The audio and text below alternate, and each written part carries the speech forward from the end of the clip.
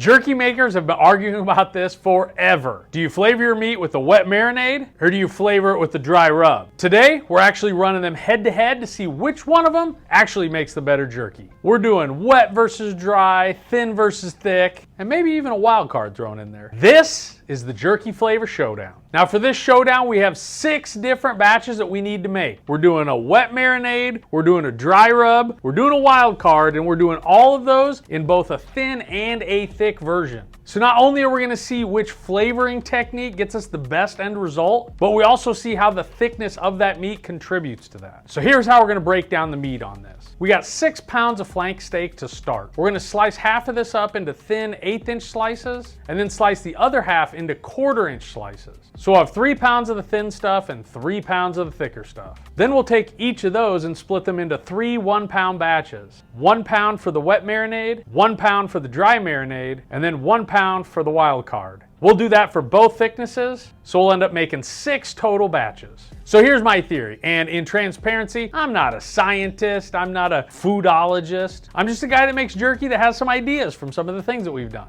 Okay, first up is our wet marinade. Now this is a classic style that most everybody knows. We're using soy sauce, Worcestershire sauce, brown sugar, black pepper, garlic powder, onion powder, a little bit of smoked paprika, and a little bit of cayenne. I'm gonna go ahead and whisk all that together, add 1 pound of the thinly sliced flank, mix that all thoroughly, and so if you don't have enough glass bowls to do all of these, I have to transfer it into this 1-gallon freezer bag. So we'll do the exact same thing for 1 pound of the thick sliced flank steak. Exact same mix as before, whisk it together, mix it with the meat thoroughly, and transfer all that to a bag. We'll then soak the beef overnight for a full 24 hours so it can really pull in that salty, sweet flavor. The only real downside to this part of the process is it's messy and it'll really draw out the drying process. Now here's the deal, since the wet marinades take over 24 hours for them to fully soak in all that flavor, the dry rub only takes about 2 or 3 hours total for that flavor to soak in. So now that that's in the fridge, we'll let that rest until tomorrow morning, where we'll come back here, get going on the dry rub, and then the wild card version of this. Those will sit for about 3 hours, and when those are done, the marinating will be done for about 24, so it'll be perfect timing to put all 6 batches of these into the dehydrator.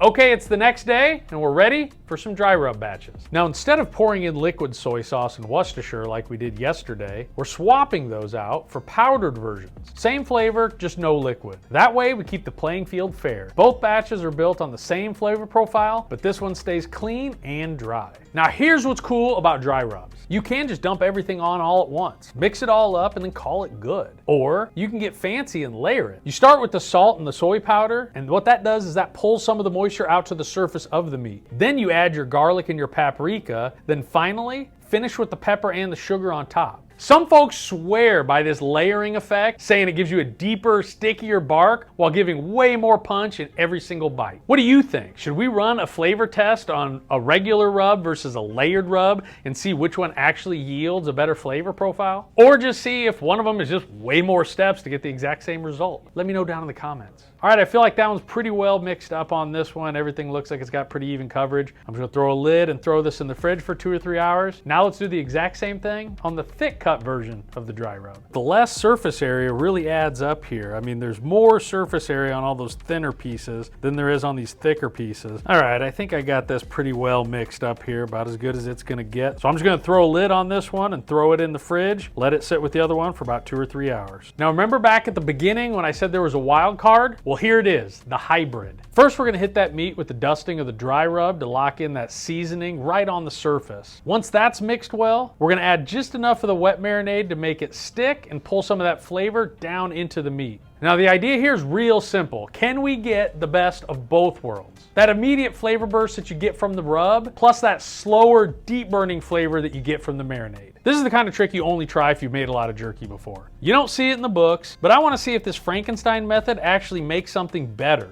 or if it's just overcomplicating things. And now we'll add the liquid to the thick cut. So all we're gonna add to this is a 1/4 cup of soy sauce. This should give us enough to just make this just a little bit tacky, and a good test for whether there's any validity to this hybrid type test. Mix it up just the same, then we're gonna set both of these into the fridge and let them set for about 3 hours. All right, here we go. This is the big moment before the waiting game. We've got 6 trays here ready to go. Wet marinade, dry rub, and the hybrid. Each one is done both in thin and thick strips. That's 6 total batches. This part's simple, but this is where the showdown really begins. Once they go in, the only thing left is time. A wet marinade might take longer, while a dry rub could finish quicker. So as much as this is a flavor test, it's also kind of a race. One of the drawbacks of using really thin slices on this is it takes up so much surface area. We'll see how many racks the thin stuff takes versus how many racks the thick stuff takes. Look at that, not even 1.5 racks on the thick stuff. The thick sliced meat took less than 1.5 trays compared to the 2 trays the thin stuff took. So definitely more labor and more square footage in your dryer. Right out of the bag, I can tell that this is more of a deep red color, where the wet stuff had a darker brown color. So that's the first thing I noticed with this. The dry rub in the thick version took just over 1 tray. Way less square footage than the dry thin version. All right, now finally, this is our hybrid. It definitely has a wetter touch, obviously, since we added some liquid. And you can tell on some of these pieces where the soy sauce really soaked in. So some of these pieces have a darker color that comes from that soy sauce. A lot of the other pieces still have that red tint that we got from the dry rub. So I'll get all of these racks thrown into the dehydrator, and while we're waiting for the magic to happen, if you're finding this useful at all, please consider sharing this video with a buddy. That helps us keep these experiments rolling, and I'd really appreciate it.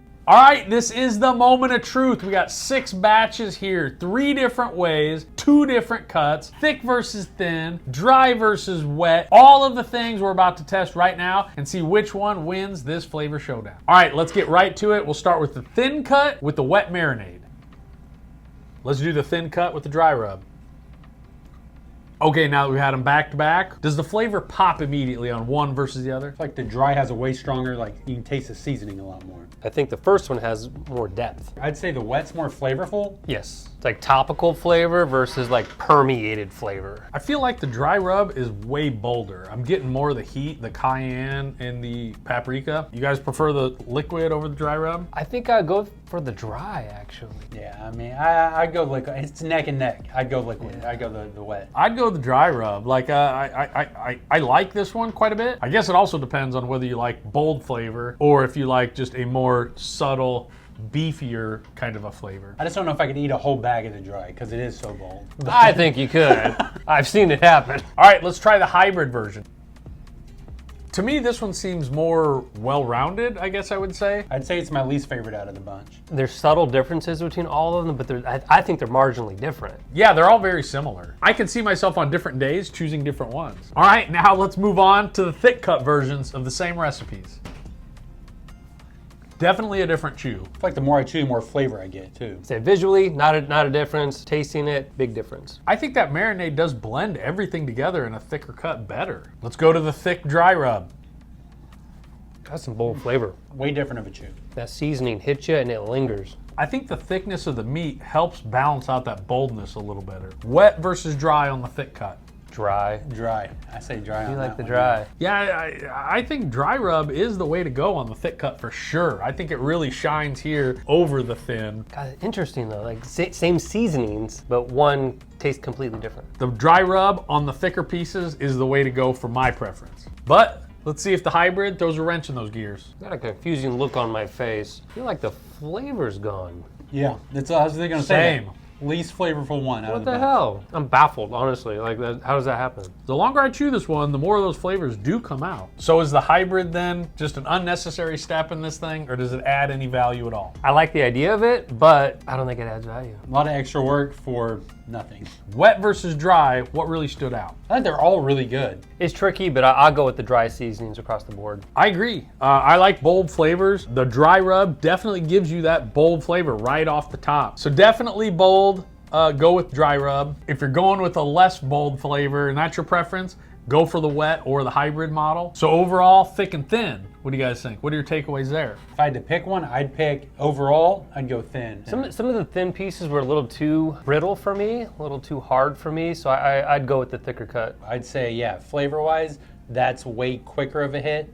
And then this, you just kind of had to chew at it a little bit. Yeah, it's like that bubble gum that you eat and the sugar only lasts for 5 seconds. So that was kind of my theory though, right? Like the seasoning to meat ratio matters. So I think you play with that seasoning to meat ratio, really find out which one is perfect for you. So those are our thoughts. Let me know what you think. What would you guys pick out of these and what are your preferences? Let me know down in the comments. And if there's another kind of flavor showdown you guys would like to see, please let us know. We make these videos based on what you guys say. Thanks for being a part of this flavor showdown and I'll see you next time in the test. Test kitchen. I want to play around with more dry rub stuff.